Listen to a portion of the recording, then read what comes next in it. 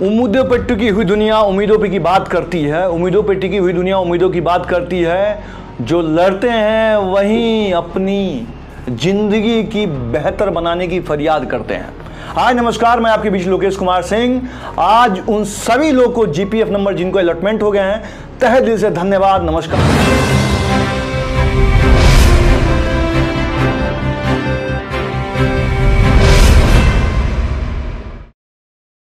नमस्कार, जय हिंद, आबाद, सत श्री अकाल और उनको तमाम लोगों को शुभकामनाएं, अग्रिम शुभकामनाएं। अब इसलिए मैं आप लोगों को दे रहा हूं कि मैंने जो केस लगाए हुए थे वो चीज़ आज पूरे भारतवर्ष के बीच में रखने जा रहे हैं।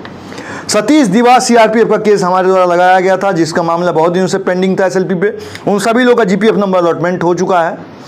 उसके बाद Amandeep Singh versus union of India का मामला जो है केस लगाया गया था, एडवोकेट अंकुश बरसर थे, उनका भी जो है केस जजमेंट आ चुका है। और जीपीएफ जजमेंट आने के बाद अब जीपीएफ नंबर अभी अलॉटमेंट हुआ है।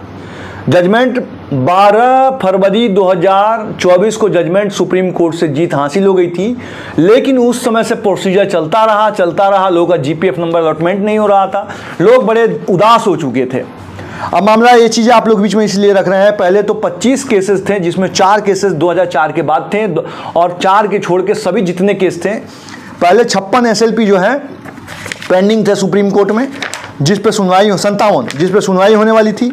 उसके बाद 21 एसएलपी थे जो 2023 में जजमेंट आए थे और 24 में इसका जो है सुप्रीम कोर्ट सरकार चली गई थी, वो भी पेंडिंग पड़े हुए थे, जिस पे सुनवाई हुई।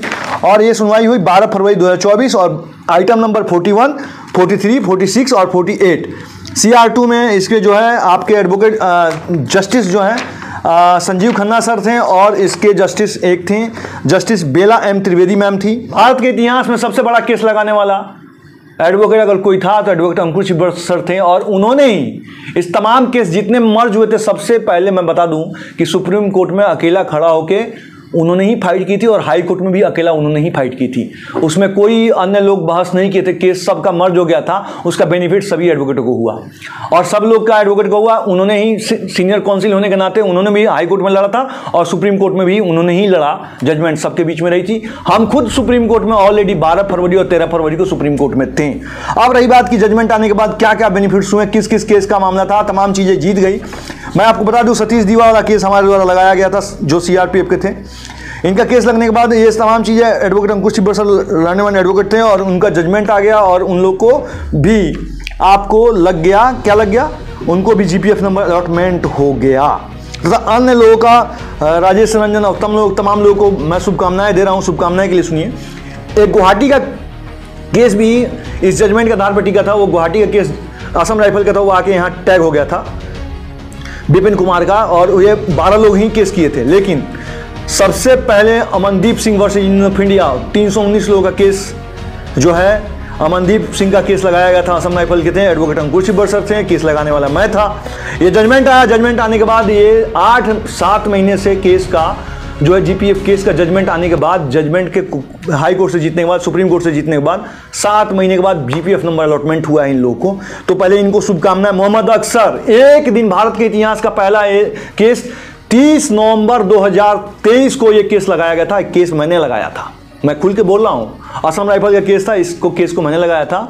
30 नवंबर को लगाया केस, एडवोकेट अंकुश बरसर के सानिध्य में पूरी ड्राफ्टिंग करके दी और तमाम कागज को कंप्लीट करके सर को हमने आगे किया। और ये केस जो है 1 दिसंबर में जजमेंट हमारे पक्ष में हो गया। जजमेंट की कॉपी 2023 में आई।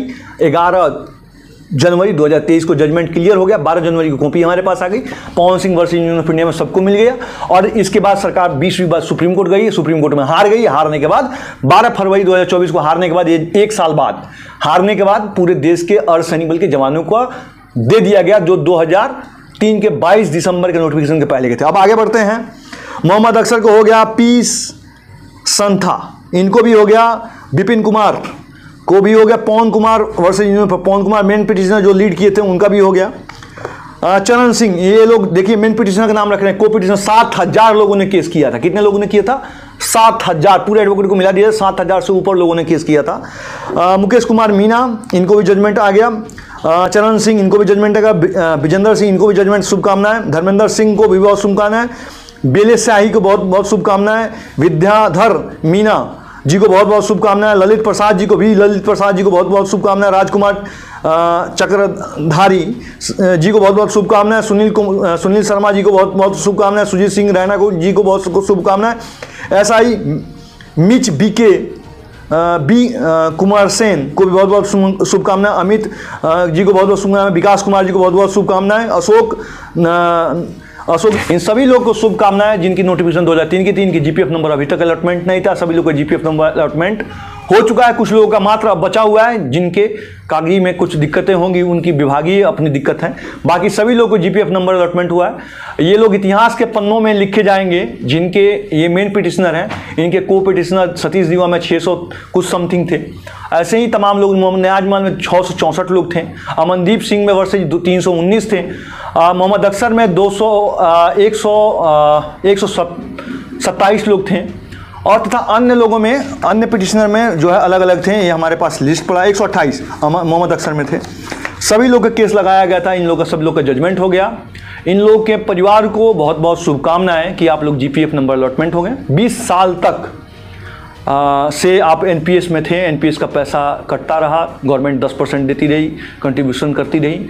अब वो लोग टैक्स तो दिए ही दिए हैं, लेकिन 20 साल क्या लौट के आएगा इनका? क्या इनके 20 साल से अगर जीपीएफ कटाते हैं तो क्या इनकम टैक्स रुपया इतना जमा करना पड़ता? अब ये चीज़ें आप लोग के बीच में बताई जा रही है। लेकिन बहुत बहुत शुभकामनाएं। जो लड़ता है वहीं पाता है, जो नहीं लड़ता है वो कुछ नहीं पाता है। ये शुभकामनाएं उन सभी लोगों को है जिन्होंने मेन पिटिशनर बना, विकट परिस्थितियों में बना। तमाम तरह के बातें लोगों ने किया, चर्चा किया होंगे। जब केस चलता है तो बहुत लोग चर्चा करते हैं, कौन पैसा खा लेगा, कौन क्या कर लेगा, कौन कैसे कर लेगा, पता नहीं केस होगा कि नहीं होगा, जजमेंट होगा कि नहीं, 50 किस्म की बातें होते हैं। लेकिन उस परिस्थिति में, विकट परिस्थिति में खड़ा रहे। इनके जो भी लीडर्स होंगे, जो भी इनके बाबू होंगे, जिस समय पैसा उन्होंने कलेक्शन किया होगा, उस समय तरह तरह की बातें होते हैं। एक पैक जाने के बाद अरे क्या होगा, कुछ नहीं होगा, ऐसे खा लिए, फलना चिलना, तमाम चीज़ें बातें होती रहती हैं। लेकिन निर्भीक वही होता है जिसके बाजुओं में दम हो, और हौसलों से नहीं साहब, दिल से उड़ान होती है। ये दिल की आवाज़ थी उन लोगों की, बहुत दिनों से दबी हुई थी, जो निकल के आई और जीत गए। हौसला तो हर जगह टूटता भी है, जुटता भी है, लेकिन दिल टूटता है तो जुटता नहीं है। ये 100% गारंटी है। और मैं कहता हूँ कि इन उन लोगों ने, जितने लोगों ने लड़ा, विकट परिस्थिति में लड़ा, उनको तो पहले शुभकामनाएं। और सब लोग को शुभकामनाएं कि आप लोगों ने इस प्रकार से सब कुछ झेला। जीपीएफ नंबर अलॉटमेंट हो गए और आप लोग एक फोर्स होने के साथ साथ जो आपने युद्ध लड़ा है, जो न्यायिक लड़ाई लड़ी है, उसका आप लोग को पहले तो बहुत बहुत शुभकामनाएं। आप जहाँ भी रहें स्वस्थ रहें, मस्त रहें, चकाचक रहें। ऐसे ही आप लोग आपस में संगठित रहेंगे तो कोई भी चीज़ें हासिल कर लेंगे। भारत के इतिहास में पहले बार हमने कोर्ट केस जब किया, 2019 में हमने केस किया था। पहली बार 2019 में जब केस किया तो हमने भारत के इतिहास में पहली बार ऐसा किया था कि घर घर में लोग बैठ के कोर्ट केस लड़े, हाई कोर्ट, सुप्रीम कोर्ट में। और हमने सबसे पहले भारत के इतिहास से पहले बार, मैं ऐसा व्यक्ति हूँ कि लोगों को जो है आपको ऑथोरिटी लेटर और एडवोकेट के ऑथोरिटी लेटर और आपके जो हैं वकालतनामा हमने घर पे पीडीएफ के रूप में भेजा था, और सभी लोगों ने अपना साइन करके एडवोकेट साहब के पास भेजा था। तमाम चीज़ें हुई थी। और श्याम साहब को श्याम चौधरी साहब को बहुत बहुत धन्यवाद। उन्होंने सेकंड इन कमांड होने के साथ साथ उन्होंने जो केस लड़ा, जीता। जजमेंट होने के बाद वो जजमेंट कारगर हुआ, सिद्ध हुआ। तो उनकी वजह से आज जो भी चीज़ें लोग जीते हैं, जो चीज़ हो रही है, अगर वो पहले अगर केस नहीं लगाए रहते तो आज ये दिन हम लोग देखते भी नहीं। तो पहले तो हम सभी के श्रेय एक ही आदमी को देते हैं, एडवोकेट अंकुर चिबरसर को, और उसका दूसरा श्रेय देते हैं उन लोगों को जो लोग विकट परिस्थिति में खड़ा होकर केस किए हैं। ये सब लोग 2022 के जजमेंट आने के बाद इन्होंने केस किया था। बहुत बहुत शुभकामनाएं। जिनके एसएलपी पड़े हुए थे वो भी जीत के हासिल कर लिए, उनको भी शुभकामनाएं। लड़िएगा तो पाइएगा। जहाँ भी रहिए, आप लोग के हित के लिए हरदम हम एक अभियान चला रखे हैं, जिससे जवान के आत्महत्या ना करें। जवान जहाँ भी रहें करेजियस बन के रहें, हिम्मत के साथ रहें। कोई खड़ा ना हो, उसका वो पता रहे कि उसका भाई लोकेश कुमार सिंह उनके साथ खड़ा है, उनको बताएगा, गाइड करेगा। तो अगर आप मेरे चैनल को देख रहे हैं, पहली बार देख रहे हैं या आगे शेयर कर रहे हैं, आप शेयर करते हैं तो लोगों को मोटिवेट कीजिए कि चैनल को सब्सक्राइब करिए। ये एक ही चैनल है जो ईमानदारी पूर्वक जवान की बात करता है, बाकी इसका तेला बेला किसी से कोई लेना नहीं। तो चैनल को सब्सक्राइब करके ये बटन जो है ना दबा दीजिए। आपका पैसा नहीं लग रहा है, देख लिए वीडियो, दबा दीजिए।